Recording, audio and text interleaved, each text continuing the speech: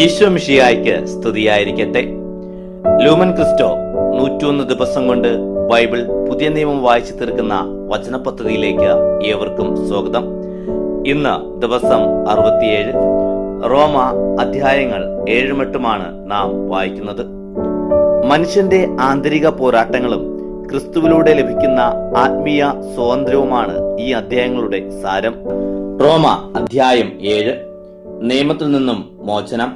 സഹോദരരെ, നിയമത്തിന് ഒരുവന്റെ മേൽ അധികാരമുള്ളത് അവൻ ജീവിച്ചിരിക്കുന്ന കാലത്തോളം മാത്രമാണെന്ന് അറിഞ്ഞുകൂടെ? നിയമം അറിയാവുന്നവരോടാണല്ലോ ഞാൻ സംസാരിക്കുന്നത്. വിവാഹിതയായ സ്ത്രീ ജീവിച്ചിരിക്കുന്ന ഭർത്താവുമായി നിയമത്താൽ ബന്ധിതയാണ്. ഭർത്താവ് മരിച്ചാൽ ഭർത്താവിനെ സംബന്ധിച്ച നിയമത്തിൽ നിന്ന് അവൾ ഒഴിവാക്കപ്പെടുന്നു. അതുകൊണ്ട് ഭർത്താവ് ജീവിച്ചിരിക്കെ അന്യപുരുഷന്റേതായാൽ അവൾ വ്യഭിചാരിണിയെന്ന് വിളിക്കപ്പെടും. ഭർത്താവ് മരിച്ചാൽ നിയമത്തിൽ നിന്ന് അവൾ സ്വതന്ത്രയാകും. പിന്നീട് മറ്റൊരു പുരുഷന്റേതായാൽ അവൾ വ്യഭിചാരിണിയാകുന്നില്ല. അതുപോലെ എന്റെ സഹോദരരെ, ക്രിസ്തുവിന്റെ ശരീരത്തിലൂടെ നിയമത്തിന് നിങ്ങളും മൃതരായിരുന്നു. ഇത് നിങ്ങൾ മറ്റൊരുവന്റേത് മരിച്ചവരിൽ നിന്ന് ഉയർപ്പിക്കപ്പെട്ടവന്റേത് ആകേണ്ടതിനും അങ്ങനെ നാം ദൈവത്തിനു വേണ്ടി ഫലം പുറപ്പെടുവിക്കേണ്ടതിനും അത്രേ. നാം ജഡികരായിരുന്നപ്പോൾ മരണത്തിനു വേണ്ടി ഫലങ്ങൾ പുറപ്പെടുവിക്കാൻ നിയമം വഴി പാവകരമായ ദുരാശകൾ നമ്മുടെ അവയവങ്ങളിൽ പ്രവർത്തിച്ചിരുന്നു. ഇപ്പോഴാകട്ടെ നാം നമ്മെ അടിമപ്പെടുത്തിയിരുന്നതിനു മരിച്ച് നിയമത്തിൽ നിന്ന് മോചിതരായി. ഇത് ആത്മാവിന്റെ പുതുമയിൽ, അക്ഷരത്തിന്റെ പഴമയിലല്ല, നാം ശുശ്രൂഷിക്കേണ്ടതിനാണ്. നിയമത്തിന്റെ സ്വാധീനം. ആകയാൽ നാം എന്തു പറയണം? നിയമം പാവമെന്നോ? ഒരിക്കലുമല്ല. എങ്കിലും നിയമത്തിലൂടെ അല്ലാതെ പാവമെന്തെന്ന് ഞാൻ അറിയുമായിരുന്നില്ല. മോഹിക്കരുത് എന്ന് നിയമം പറയാതിരുന്നെങ്കിൽ മോഹം എന്തെന്ന് ഞാൻ അറിയുമായിരുന്നില്ല. എന്നാൽ കൽപ്പന വഴി അവസരം കണ്ടെത്തി പാവം എല്ലാവിധ മോഹവും എന്നിൽ ഉളവാക്കി. നിയമമില്ലാതെ പാവം നിർജീവമാണ്. ഒരു കാലത്ത് നിയമം കൂടാതെ ഞാൻ ജീവിച്ചു. എന്നാൽ കൽപ്പന വന്നപ്പോൾ പാവം സജീവമാകുകയും ഞാൻ മരിക്കുകയും ചെയ്തു. ഇങ്ങനെ ജീവന് വേണ്ടിയുള്ള കൽപ്പന എനിക്ക് മരണത്തിനുള്ളതായി തീർന്നു. എന്തുകൊണ്ടെന്നാൽ പാപം കൽപ്പന വഴി അവസരം കണ്ടെത്തി എന്നെ ചതിക്കുകയും അതുവഴി എന്നെ കൊല്ലുകയും ചെയ്തു. ആകയാൽ നിയമം വിശുദ്ധമാണ്, കൽപ്പന വിശുദ്ധവും ന്യായവും നല്ലത് തന്നെ. പാപത്തിന്റെ സ്വാധീനം. അപ്പോൾ നന്മയായത് എനിക്ക് മരണമായി തീർന്നിരുന്നോ? ഒരിക്കലുമല്ല. നന്മയായതിലൂടെ പാപം എന്നിൽ മരണമുളവാക്കി. പാപം പാവമായി തന്നെ കാണപ്പെടുന്നതിനും കൽപ്പന വഴി അത്യധികം പാപകരമായി തീരുന്നതിനും വേണ്ടിയാണത്. അപ്പോൾ നിയമം ആത്മീയമാണെന്ന് നാം അറിയുന്നു. ഞാൻ പാവത്തിന് കീഴ് വിലക്കപ്പെട്ട ജഡികനാണ്. ഞാൻ ചെയ്യുന്നത് എനിക്ക് മനസ്സിലാകുന്നില്ല. എന്തെന്നാൽ ഞാൻ ഇച്ഛിക്കുന്നതല്ല പ്രവർത്തിക്കുന്നത്, വെറുക്കുന്നതാണ് ഞാൻ ചെയ്യുന്നത്. ഞാൻ ഇച്ഛിക്കാത്തത് ചെയ്യുന്നെങ്കിൽ നിയമം നല്ലതാണെന്ന് ഞാൻ സമ്മതിക്കുന്നു. എന്നാൽ ഇപ്പോൾ അങ്ങനെ പ്രവർത്തിക്കുന്നത് ഞാനല്ല, എന്നിൽ കുടികൊള്ളുന്ന പാവമാണ്. എന്നിൽ, അതായത് എന്റെ ശരീരത്തിൽ നന്മ വസിക്കുന്നില്ലെന്ന് ഞാൻ അറിയുന്നു. നന്മ ഇച്ഛിക്കാൻ എനിക്കാകും, എന്നാൽ നല്ലത് ചെയ്യാനാകുന്നുമില്ല. ഇച്ഛിക്കുന്ന നന്മ ഞാൻ ചെയ്യുന്നില്ല, മറിച്ച് ഇച്ഛിക്കാത്ത തിന്മ ഞാൻ പ്രവർത്തിക്കുന്നു. ഞാൻ ഇച്ഛിക്കാത്തത് ഞാൻ ചെയ്യുന്നെങ്കിൽ അത് പ്രവർത്തിക്കുന്നത് ഒരിക്കലും ഞാനല്ല, എന്നിൽ കുടികൊള്ളുന്ന പാവമാണ്. അങ്ങനെ നന്മ ചെയ്യാൻ ഇച്ഛിക്കുന്ന എന്നിൽ തന്നെ തിന്മയുണ്ടെന്ന തത്വം ഞാൻ കാണുന്നു. എന്റെ അന്തരംഗത്തിൽ ഞാൻ ദൈവത്തിന്റെ നിയമത്തിൽ സന്തോഷിക്കുന്നു. എന്റെ അവയവങ്ങളിലാട്ടെ എന്റെ മനസ്സിന്റെ നിയമത്തോട് പോരാടുന്ന വേറൊരു നിയമം ഞാൻ കാണുന്നു. അതെന്റെ അവയവങ്ങളിലുള്ള പാവത്തിന്റെ നിയമത്തിന് എന്നെ തടവുകാരനാക്കുന്നു. ഞാൻ ദുരിതപൂർണനായ മനുഷ്യൻ. മരണത്തിന് അധീനമായ ഈ ശരീരത്തിൽ നിന്ന് എന്നെ ആര് മോചിപ്പിക്കും? ദൈവത്തിന് നന്ദി, നമ്മുടെ കർത്താവായ യേശുക്രിസ്തു വഴി. അങ്ങനെ ഞാൻ എന്റെ മനസ്സുകൊണ്ട് ദൈവത്തിന്റെ നിയമത്തെ സേവിക്കുന്നു, എന്റെ ശരീരം കൊണ്ട് പാവത്തിന്റെ നിയമത്തെയും. റോമ അധ്യായം 8, ആത്മാവിലുള്ള ജീവിതം. ആകയാൽ ഇപ്പോൾ ക്രിസ്തു യേശുവിലായിരിക്കുന്നവർക്ക് ശിക്ഷാവിധിയില്ല.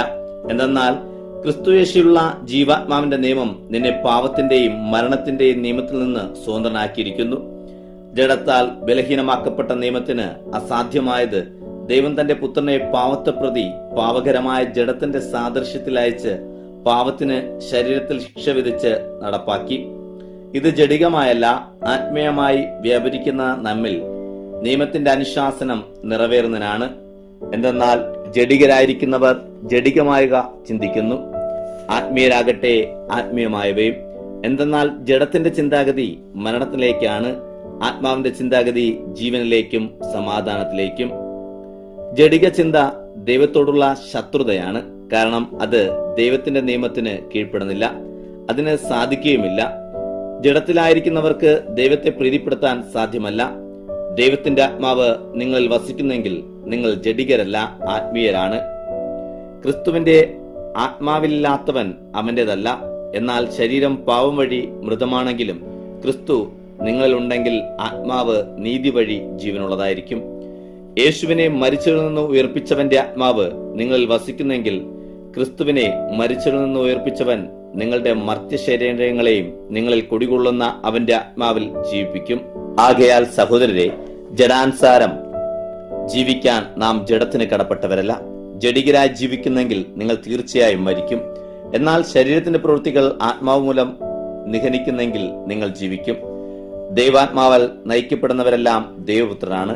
നിങ്ങൾ കൈക്കൊണ്ടിരിക്കുന്നത് നിങ്ങളെ വീണ്ടും വയറ്റിലേക്ക് നയിക്കുന്ന അടിമത്തത്തിന്റെ ആത്മാവല്ല, മറിച്ച് ദത്തുപുത്രത്വത്തിന്റെ ആത്മാവാണ്. അവനിലൂടെയാണ് നാം ആവാ പിതാവേ എന്ന് വിളിക്കുന്നത്. നാം ദൈവമക്കളാണെന്ന് ഈ ആത്മാവ് നമ്മുടെ ആത്മാവിനോട് ചേർന്ന് സാക്ഷ്യം നൽകുന്നു. നാം മക്കളെങ്കിൽ അവകാശികളുമാണ്, ദൈവത്തിന്റെ അവകാശികളും ക്രിസ്തുവിന്റെ കൂട്ടവകാശികളും. നാം അവനോടൊപ്പം പീഡ സഹിക്കുന്നെങ്കിൽ അത് അവനോടൊപ്പം മഹത്വീകൃതരായിരിക്കേണ്ടതിനാണ്. വെളിപ്പെടാനിരിക്കുന്ന മഹത്വം. ഇന്നത്തെ കഷ്ടതകൾ നമുക്ക് വെളിപ്പെടാനിരിക്കുന്ന മഹത്വത്തോട് തുലനം ചെയ്യാവുന്നതല്ലെന്ന് ഞാൻ കരുതുന്നു. ദൈവപുത്രരുടെ വെളിപ്പെടുത്തലിനെ സൃഷ്ടപ്രപഞ്ചം ആകാംക്ഷയോടെ കാത്തിരിക്കുന്നു. എന്തെന്നാൽ സൃഷ്ടി വൃദ്ധത്തിന് കീഴ്പ്പെടുത്തിയിരിക്കുന്നു. സ്വന്തം ഇഷ്ടത്താലല്ല, പ്രത്യുത പ്രത്യാശ കൊടുത്ത് കീഴ്പ്പെടുത്തിയവന്റെ ഇഷ്ടത്താൽ. അക്കാരണത്താൽ തന്നെ സൃഷ്ടി ജീർണതയുടെ അടിമത്തത്തിൽ നിന്ന് ദൈവമക്കളുടെ മഹത്വപൂർണമായ സ്വാതന്ത്ര്യത്തിലേക്ക് മോചിതമാകും. സൃഷ്ടി മുഴുവനും ഒന്നു ചേർന്ന് ഇതുവരെയും നെടുവീർപ്പിടുകയും ഈറ്റുനോവ് അനുഭവിക്കുന്നവരെയും ചെയ്യുന്നു എന്ന് നമുക്കറിയാം.